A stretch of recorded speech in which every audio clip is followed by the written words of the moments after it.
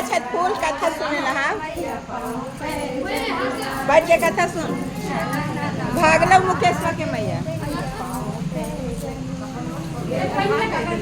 तू ले हनिया अच्छा नहीं ना डलाएगा कोई भी डाल दीजिए कोई भी डाल दो कोई भी डाल दो हमारे करवा का पूजा हो रहा है और ये अभी कथा सुनने जा रही है सभी लोग अच्छा फूल लेकर के तो यहाँ पे ऐसे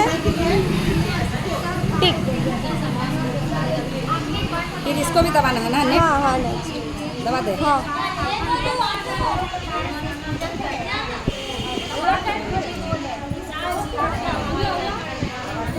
अब यहाँ कुछ नहीं ना करना है नेक्स्ट अपलोड हाँ बस हो गया नाम के एक राजा थे उन्हें उनके दो पुत्र थे उनका नाम कर्ण और पालन करने वाली और कर्ण की स्त्री तत्र तथा नित्र प्रति झगड़ा करने वाली थी धर्म जोर से बोलवाओ महारानी बोलते ना है कर्मा एकादशी व्रत को करती है और झूठ देव का पूजन करने के बाद ऋतु फल उस रोज खाती थी। दूसरे दिन प्रातः काल नित्य कर्म से निवृत्त होकर दही और भात कर्मी के साथ पारण करती थी। इस व्रत के प्रभाव से सभी प्रकार के विघ्न नष्ट हो जाते हैं और मृत्यु लोक में सुख और भोग कर अनंत में स्वर्ग की प्राप्ति होती है। कर्म की व्रत नहीं करती और सर्वदा भात बनाकर मांस का रस खराब जगह में कर्म से उसके कर्म गृह छोड़कर भाग गए। अनंतर राजा भी अपने कर्म को ढूंढने के लिए जंगल को प्रस्थान कर गए। रास्ते में राजा अपने एक मित्र के यहाँ कुछ समय के लिए ठहरे गए किंतु वहाँ भी उनकी विपत्ति पहुँची गई। चारों ने उनके मित्र का भी धन अपहरण कर लिया। राजा वहाँ से भी लंघन के लिए प्रस्थान कर गया। वन में राजा ने आम का वृक्ष फल फूल के संपन्न देखा था तथा वह वृक्ष पर एक भी पक्षी नहीं था। उसके फलों में करोड़ों कीड़े पड़े गए थे। राजा वहाँ से भी आगे के लिए प्रस्थान किए। राजा अपने कर्म को ढूंढते ढूंढते राजा हुए जा रहे थे कि वन में इधर उधर बछड़े के साथ दौड़ती हूँ। गौ को देखकर पूछा कि तुम कर्म को जानती हो? मैं कर्म को नहीं जानती हूँ।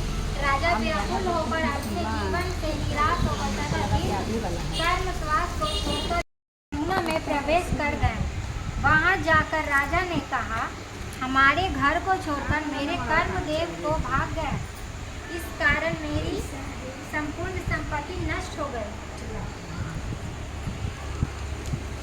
यह सुनकर कर्मदेव राजा से बोले कि तुम घर जाकर भक्ति के साथ कर्म एकादशी का व्रत करो। इस व्रत के प्रभाव से पापों से छूटकर तुम उत्तम सीढ़ी को प्राप्त करोगे। पुत्र पौत्र के साथ पुत्र तुम्हारे सभी मनोरथ पूर्ण होंगे।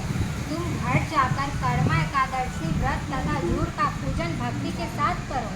सब पापों से मुक्त होकर मरने के बाद पश्चात तुम परम पद को प्राप्त करोगे। जो इस कीर्तन को श्रवण करेगा तथा रात मास में धूल देव का पूजन करेगा वह इस मृत्यु लोक में सब पापों से मुक्त होकर अंत में परम गति को प्राप्त करेगा। राजा ने ऋषि से पूछा, हे प्रभु, मैंने वन में जो गाय और वृक्ष देखा वह वृक्ष कौन था?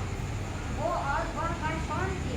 ऋषि बोले, हे राजन, वह वृक्ष दूसरे जन्म का विद्वान पंडित था, किंतु शास्त्र में निपुण होकर विद्यार्थियों को विद्या ज्ञान नहीं करता था। इसी कारण से वह वृक्ष हुआ। जो गौ और बछड़ा तुमने देखा है वह पृथ्वी है, जिसे उसने पहले किसानों के बीच वो चुराया था। इसी कारण से उसका बछड़ा उसका दूध नहीं पीता था। यह कहकर कर्मदेव अनादरण हो गए। राजा ने भी घर आकर कर्म एकादशी का व्रत करना प्रारंभ किया।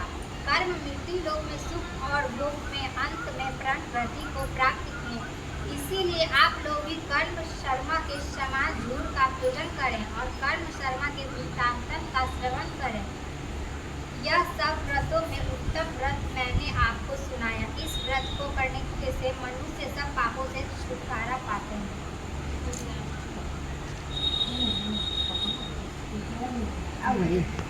बोलिए शंकर भगवान की जय।